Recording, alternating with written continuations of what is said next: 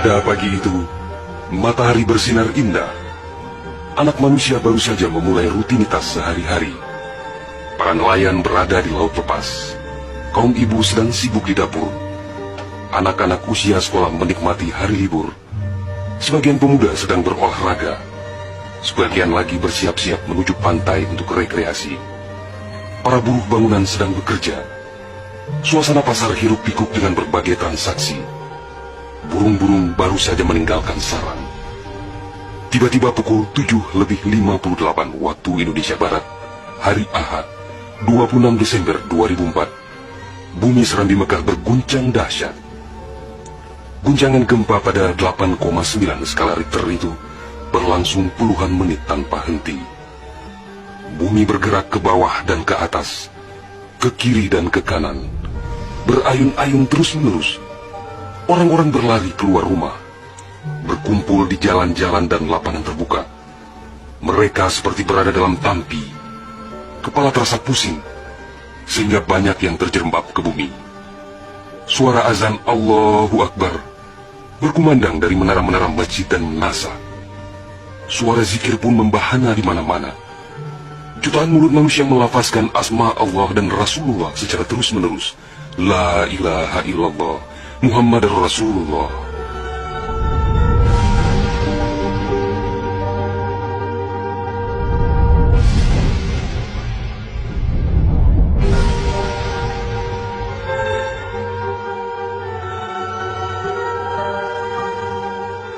Seusai gempa dahsyat itu, sebagian orang pergi untuk melihat-lihat situasi, karena terbetik kabar bahwa di tempat tertentu ada bangunan yang rubuh, ada tanah yang terbelah, dan ada pula rumah yang ditelan bumi. Tidak terpikirkan oleh mereka apa yang akan terjadi setelah itu. Tidak ada tanda-tanda alam yang begitu kentara. Tidak ada yang mampu menafsirkan dan menduga sebentar lagi akan terjadi bencana maha dahsyat yang meluluh lantakkan permukiman penduduk sepanjang pesisir Aceh. Tidak ada pula yang mampu menerjemahkan berbagai firasat atas pusaran nasib yang bakal menimpa tanah rencong. Juga hampir tidak ada yang memahami tanda alam, manakala air laut surut beberapa ratus meter. Orang-orang di pesisir pantai tampak asyik mengumpulkan ikan yang menggelbar-gelbar. Bahkan air sungai pun mengering. Namun tidak ada yang dapat membaca tanda-tanda itu. Mereka seakan melupakan gempa yang baru berlalu.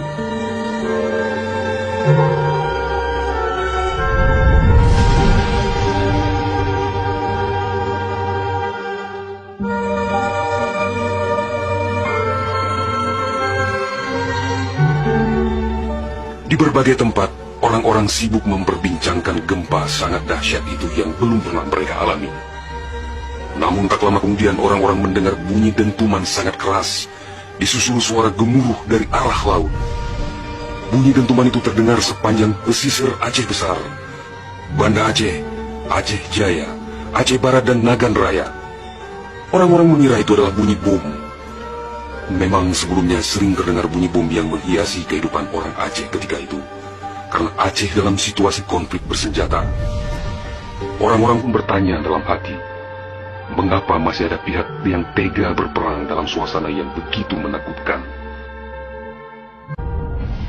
Orang-orang mengira pagi itu hanya sekedar gempa.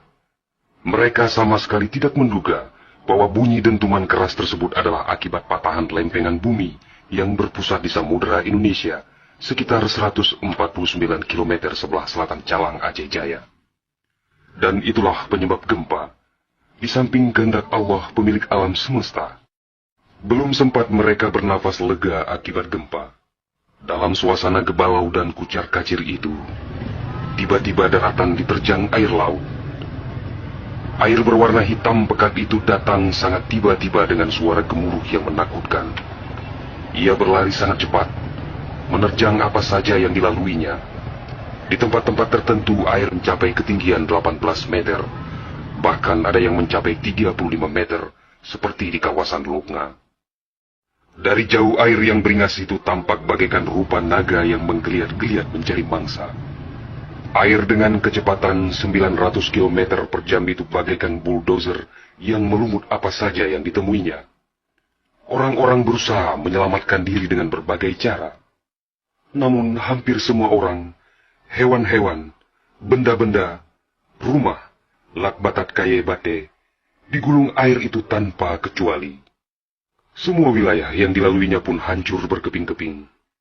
Air laut yang datang menyamai kecepatan pesawat terbang itu, ternyata namanya tsunami. Kekuatannya memang luar biasa.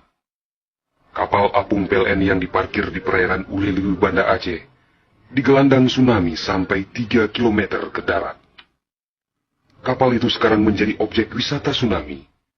Demikian juga kapal angkut Sondalas milik PT SAI diseretnya ke atas badan jalan negara Banda Aceh melabuh di Loknga. Kapal-kapal nelayan ukuran besar yang diparkir pelabuhan ikan di Lampulo, Banda Aceh, banyak yang terdampar ke pusat kota. Termasuk mesin cetak harian Serambi Indonesia dikerungcut di bawah tsunami sejauh 1 km. Kendaraan roda 4 hancur tak berwujud. Rumah dan toko-toko serta bangunan lain yang kokoh pun hancur lebur rata dengan tanah.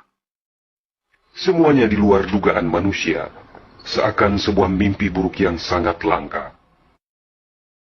Setelah kira-kira 15 menit air laut itu beraksi, suasana pesisir Aceh pun lengang. Sunyi, sepi, senyap, dan hening yang tak bisa dilukiskan dengan kata-kata. Sebagian besar permukiman penduduk rata dengan tanah, seakan instrumentalia kehidupan telah berakhir sampai di sini. Ratusan ribu orang nelangsa, teduk tesepuh, telok menjaro, teingat kedrohana lidaya, atau terduduk lunglai bersilang tangan, mengingat nasib tiada berdaya. Tsunami yang diakibatkan gempa tektonik itu juga melanda Malaysia, Thailand, India, Maladewa, Sri Lanka,